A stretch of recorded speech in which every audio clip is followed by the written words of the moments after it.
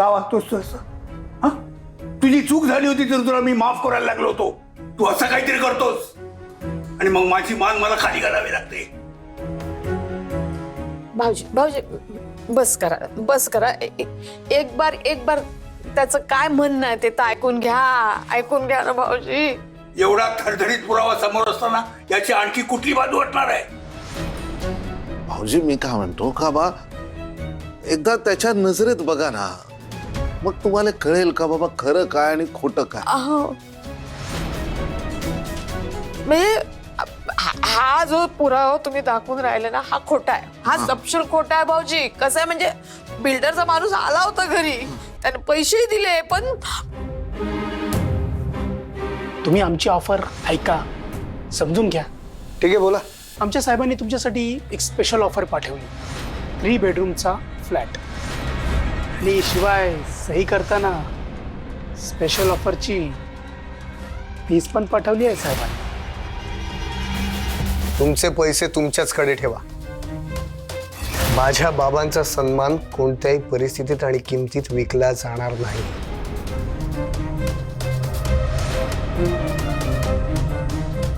भाऊजी खरं सांगतो तुम्हाला का बाबा, त्या माणसाने असे पैसे पुढे केले ना, तर आम्हाला वाटलं का बाबा बाबू घेतो का काय, पण नाही भाऊजी, बाबूने पैशाला हात नाही लावला, नाही घेतले पैसे. भाऊजी खरं सांगतो, नाही घेतले पैसे. भाऊजी पोरग सुधारलो तुमचं, सुधारलं. थोडासा विश्वास ठेवा. हा एक बापाच्या काळजातून त्याच्यावर विश्वास तर ठेवा. ते कसं असते, एखाद्याचं कानपाटा नाव पडते ना, मग तेच कायम राहते. थोडा विश्वास ठेवा भाऊजी, थोडा विश्वास ठेवा. माफ कर. मी जर संशय घेतला, तुला मारलं. बाबा हो, काय बोलताय तुम्ही? तुम्ही माझी माफी नका मागू. आजपर्यंत मी इतकं खोटं बोललोय तुमच्याशी, इतका चुकीचा वागलोय. तुमची यात काही चूक नाही. मला तुमचा पुन्हा विश्वास कमवायला वेळ लागणार आहे. मी थांबायला तयार आहे बाबा, मी थांबायला तयार.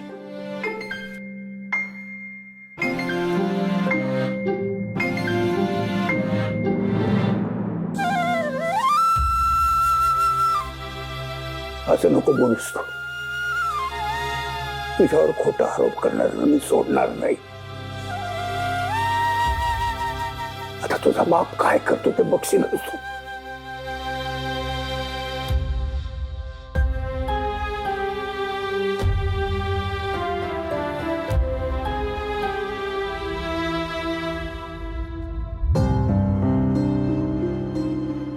काय करायचं मला समजत नाहीये. आत्ता म्हणाले होते बाबा मगाशी निघालेत म्हणून, एव्हाना पोचायला हवे होते. निवेदिता मॅडमचा पण काही फोन नाही, टेक्स्ट मेसेज नाही. काय करायचं?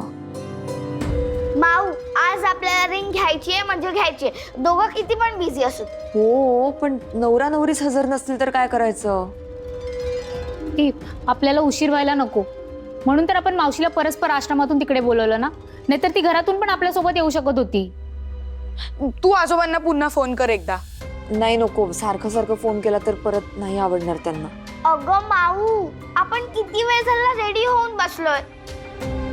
निवी आजीला विचार तरी किती कुठे पोहोचलीये की नाही पोहोचलीये. माऊ, तूच म्हणाली होतीस ना, जर आपल्याला शॉप मध्ये जायला लेट झाला तर गर्दी होईल, आणि गर्दी झाली तर आपल्याला रिंग नाही सापडणार. आपल्याला जशी हवी आहे तशी. तू कर आजोबांना फोन.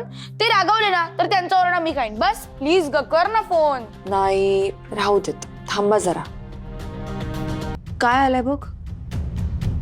निवी आजी तिकडे पोहोचली पण असेल, आपणच लेट केलं. नाहीतर काय. माझं इथलं काम झालंय, मी थेट पेढीवर पोचते. तुम्ही माझगावकरांना घेऊन या, आपण तिकडेच भेटू. घ्या. आता जर आजोबांना त्या पेढीवर पोहोचायला उशीर झाला ना तर निवी आजी त्यांनाच ओरडणार.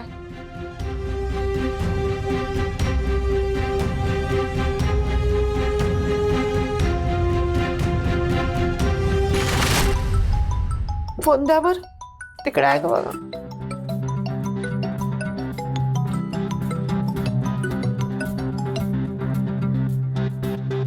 हॅलो. हॅलो राधा मामी, बाबा नक्की निघालेत ना तिथून? नाही, मी मगाशी फोन केला तेव्हा जस्ट निघाले होते, पण अजूनही पोचले नाहीयेत. मला जरा काळजी वाटली.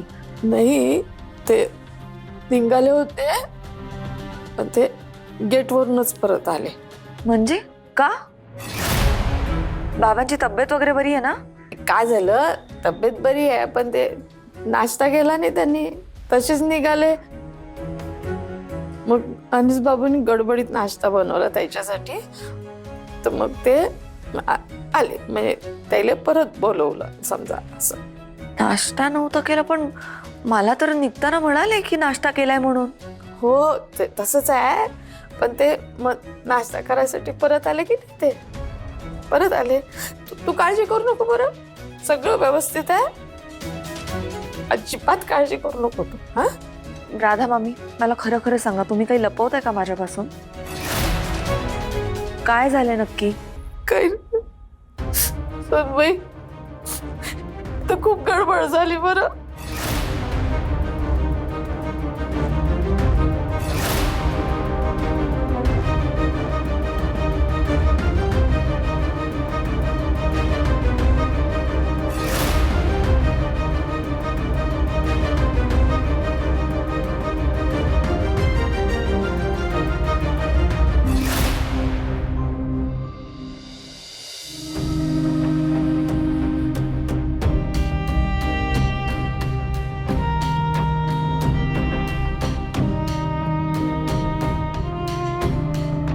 नाही बाबू, तुला सांगतो, मी तिकडे गेलो होतो ना, तर त्याला बाबू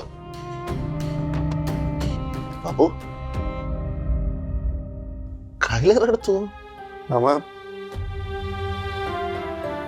आज माझ्यामुळे बाबांना खूप ऐकून घ्यावं लागलं रे. बाबू, तू खरं बोलून राहिला ना? भाऊजींना अभिमान वाटेल असं बोलून राहिला तू. पण बाबांसमोर माझं चुकीचं चित्र उभं केलं रे त्यांनी. मी जर नेहमी त्यांच्या सांगण्यानुसार वागलो असतो ना, तर आज कोणाची हिंमत झाली नसती माझ्याबद्दल असं बोलायची. होत ना बाबू, होत. आता सगळं समजल्यावर भाऊजीने तुझ्यावर विश्वास ठेवला की नाही? तू काय लय वाईट वाटून घेऊन राहिला? नाही मामा, त्या देसाईंनी माझ्यावर आरोप केला त्याचा वाईट वाटत नाही मला, पण खरा प्रकार बाबांसमोर यायच्या आधी त्यांना किती मनस्ताप झाला असेल याचा विचार करतोय मी. अरे, खोटं नाटं सांगून या वयात त्यांना टेन्शन का द्यायचं? बरोबरच आहे म्हणा. मी काय म्हणतो बाबू, की ज्याचं कर्म त्याच्याकडे, काय तेवढं घेऊन बसायचं आपण? आणि तुला सांगतो का, कुणीतरी काहीतरी सांगावं आणि भाऊजींनी खचावं, इतक्या कमकुवत मनाचे नाही आहेत भाऊजी. तुला आता एक गोष्ट करावी लागेल बा. त्यांचा विश्वास कमवायसाठी ना तुला आता प्रयत्न करावे लागतील. हो मामा, मी ठरवलंय. बाबांच्या मनात तीच जागा मिळवायची जी त्यांच्या करत्या मुलाच्या जाण्याने रिकामी झाली आहे. आता आयुष्यात असं काहीतरी करून दाखवायचं की बाबांना माझा अभिमान वाटेल. बाबू, बाबू खरं नक्की करशील तू, नक्की करशील. तुला सांगतो का बाबा, वाघासारख्या काळजाचा बाप तुझ्या पाठीशी आहे. हा. त्याचे आशीर्वाद असले ना ह्या घरावर, सगळ्यांचं ठीक होणार. फक्त तुला नाही, आम्हाला पण नाही, या सगळ्यांचा विश्वास पुन्हा कमवायचा आहे. त्यासाठी ना आपण एकमेकांना साथ देऊया, आणि हे करून दाखवू.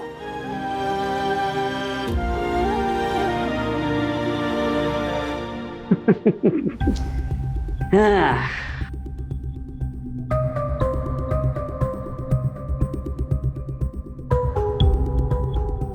तोरणे. पण तुम्हाला मानलं देवरे साहेब, काय मस्त आयडिया सुचवल्या. अनिशला पैसे ऑफर करायचे, म्हणजे घेतले तर ठीक आहे, आणि नाही घेतले तर त्याचा फोटो काढून गुलमोहरमध्ये सगळ्यांना दाखवायचा आणि बाकीच्या सगळ्यांना आपल्या बाजूने वळवायचं. हो ना, त्या अनिशला पण ना आत्ताच मोठा जेंटलमॅन व्हायची खुमखुमी आली. काय ते म्हणतात ना, करून करून भागला आणि देव पूजेला लागला. नाहीतर काय, इतकी वर्ष वडिलांना विरोध करत होता, पटत नव्हतं. हो, आणि आता मोठा वडिलांच्या आदर्शाचे झेंडे नाचवतोय.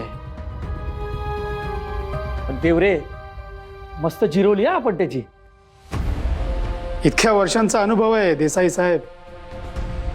प्रत्येक डीलमध्ये कुणी ना कुणी असा वेडावाकडा माणूस भेटतोच, पण त्याला कसं वटणीवर आणायचं हे आम्हाला चांगलं ठाऊक आहे. हे चुकीचं आहे देवरे साहेब.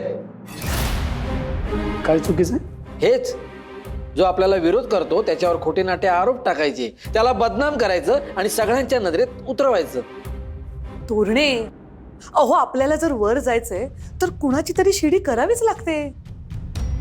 हा, आणि हा अनिश, हा कुठे धुतल्या तांदळासारखा स्वच्छ चारित्र्याचा आहे. त्याचा फोटो दाखवल्यावर एक एक जण सही करायला तयार झाला की नाही. पण देसाई, आपल्या सभासदांबरोबर केलेली फसवणूक आहे. उद्या हे जर अनिश आणि माजगावकरांना कळलं ना, तर तो तुम्हाला सोडणार नाही. तुम्हाला म्हणजे तुम्ही याच्यातून अंग काढायचं बघता की काय तोरणे? तोरणे, तुम्ही असं करू शकत नाही. हा तोरणे, अनिशची ऑफर बिल्डर तुम्हाला द्यायला तयार झालाय हे विसरू नका. नाही, तसं नाही. तसं नाही आणि असंही नाही तोरणे साहेब. आम्हाला नकार ऐकायची सवय नाहीये. उगाच वेडावाकडं मनात आणू नका. नाही नाही नाही नाही देवरे, तोरणे तसा विचार करणार नाही. तोरणे आपला माणूस आहे. नाहीतर तोरणेला चांगलंच माहिती आहे, त्यांनी जर का असा विचार केला तर तोरणेंचा सुद्धा फोटो काढून गुलमोहरच्या नोटीस बोर्डवर लागेल. काय तोरणे, तुम्हाला सुद्धा प्रसिद्ध व्हायचंय. तरी बाबांना म्हणत होतो नका जाऊ, तरी माझं न ऐकता गेले ते. बाबू तुला सांगतो ना, खरं माझंच चुकलं ना. आहे की नाही, मी जायला पाहिलं होतं त्यांच्यासोबत. आता काय त्यांना फोन केला ना तर ते आवडत नाही. कुठे शोधायचं त्यांना? असं भाई मासून बाई आधी काय झालं? काय नाही, त्या देसाईंनी मला ट्रॅप केला. चल आपण आतमध्ये जाऊ.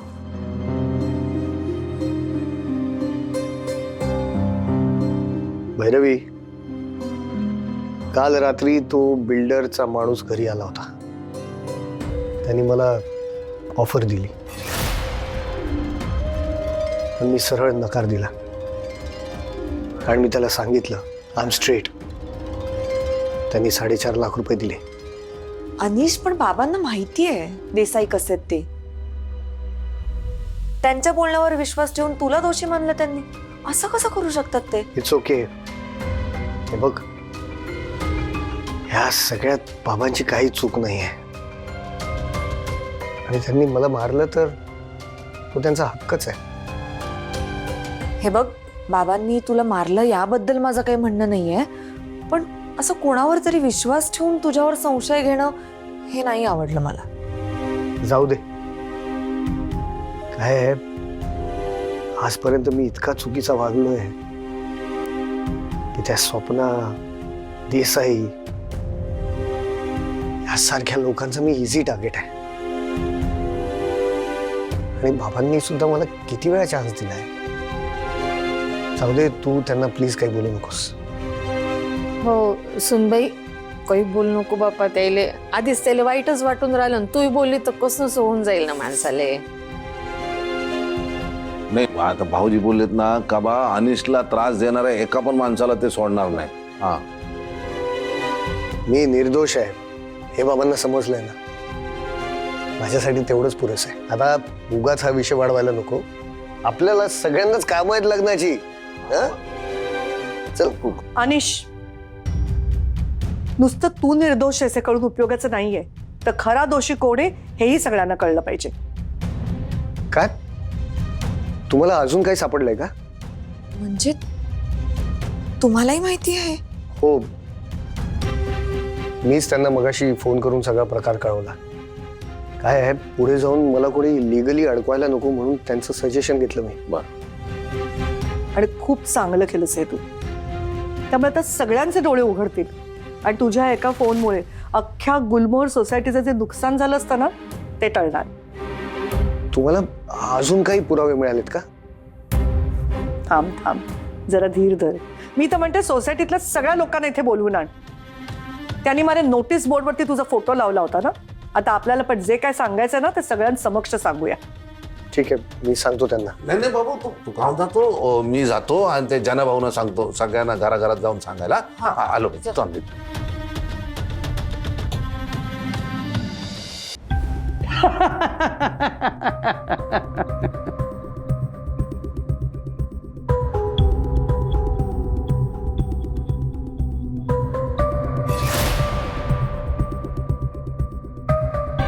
तोरणे, अहो घाबरू नका, हे उगाच मस्करी करतायत तुमची.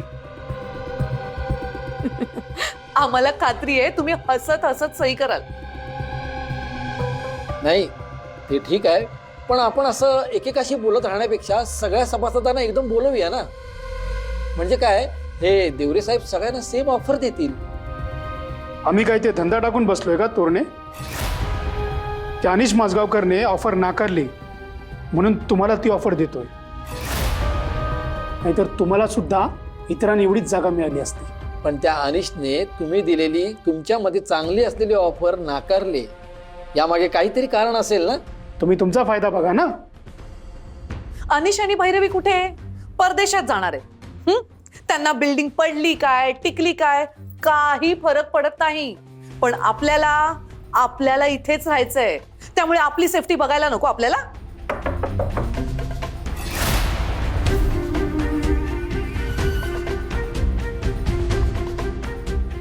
काय रे, तुझं काही काम होतं का यांच्याकडे? देसाई, अनिश माजगावकरने सगळ्यांना मीटिंगसाठी बोलवलंय. काहीतरी महत्वाचं काम आहे असं म्हणत होता. काय? ए त्याला सांग, इकडे काय आम्ही रिकाम तिकडे बसलेलो नाहीये. आणि तो काय कमिटी मेंबर आहे का? हा, तो कशी काय मीटिंग बोलवू शकतो? नाही, जा जा.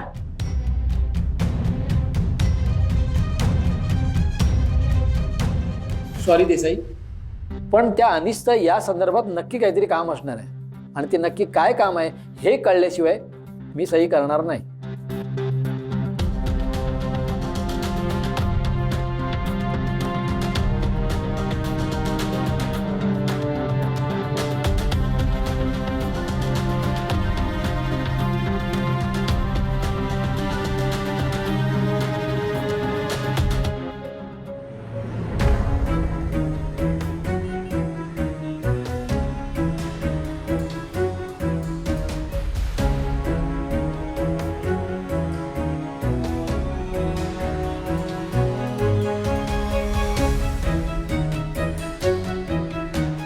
अरे अनिश, आता पुन्हा कशाला इकडे सगळ्यांना बोलवलंस? तुम्ही ज्या बिल्डरला फायनल केलं ना त्या बिल्डर बद्दल बोलायचंय मला.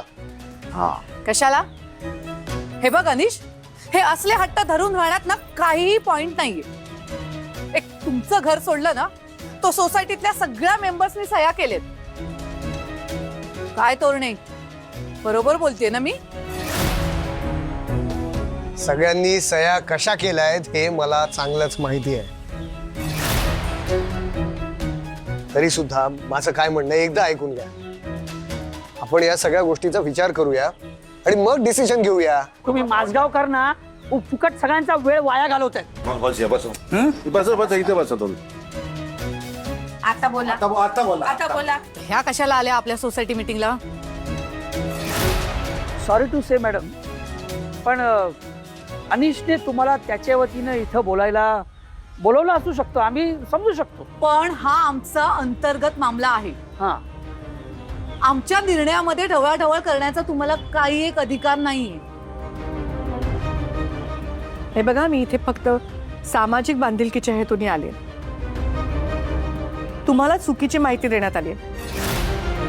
मी जे काय सत्य आहे ते पुराव्यासह तुमच्या समोर मांडणार आहे.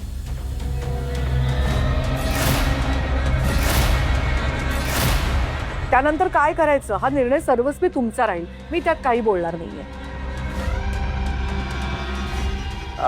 तुमच्याकडे कोणते पुरावे आहेत? मिस्टर देसाई, तुम्ही ज्या तन्मय बिल्डर्सची बोलणी करताय ना, ती कंपनी फ्रॉड आहे.